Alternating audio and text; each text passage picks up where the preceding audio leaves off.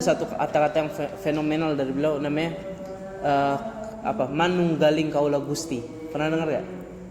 Menyatakan bahwasanya Allah Subhanahu wa taala itu ada dalam diri kita. Nah, secara kasarnya itu dikatakan seperti itu. Cuman kalau kita mau ambil halusnya, bisa diambil dari beberapa sudut pandang, dari beberapa perspektif. Kita ambil dari cara yang halus ya, bagaimana? Maksudnya Allah itu mendarah daging dalam diri kita, itu bukan zat Allahnya tapi sifat-sifat Allah.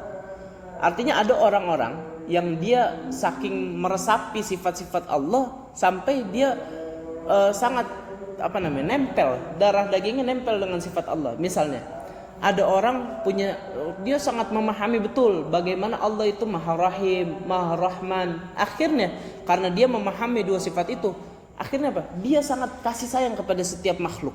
Contohnya dulu Sunan Bonang. Sunan Bonang itu ketika didorong sama seseorang, lalu Sunan Bonang tanpa sengaja tiba-tiba mencabut rumput.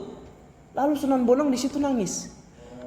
Ternyata nangisnya bukan karena kesakitan, tapi gara-gara rumputnya itu kecabut. Akhirnya dianggap saya telah membunuh makhluk Allah. Itu kasih sayangnya.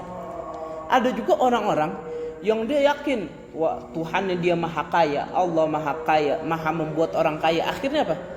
Dia saking mendarah daging sifat Allah yang maha kaya tersebut, akhirnya dia tidak takut untuk bersedekah. Hartanya dikeluarkan oleh dia. Kenapa? Dia yakin Allah seperti itu. Sifat itu sudah mendarah daging dalam diri dia. Ya. Contohnya lagi, ada orang yang tahu Allah itu maha mengazab bagi orang-orang pemaksiat. Mudah bagi Allah untuk mengazab. Maka bagi orang-orang yang sudah mencifati dirinya dia dengan sifat Allah yang mengazab orang-orang yang bermaksiat, maka ketika dia mau bermaksiat dia takut kepada Allah. Dia astagfirullah, saya takut. Karena apa? Sudah ada dalam diri dia. Ya. Itu setidak-tidaknya pelajaran baik yang bisa kita ambil dari satu kalimat yang kalimat ini dianggap sebagai mistis, terlalu dalam dan lain sebagainya, macam manunggaling kaula Gusti. Allah tuh ada dalam diri kita, bukan artinya wujud zat Allah ada dalam diri kita, tidak. Ya. Kita maha suci Allah daripada sifat-sifat seperti itu. Tapi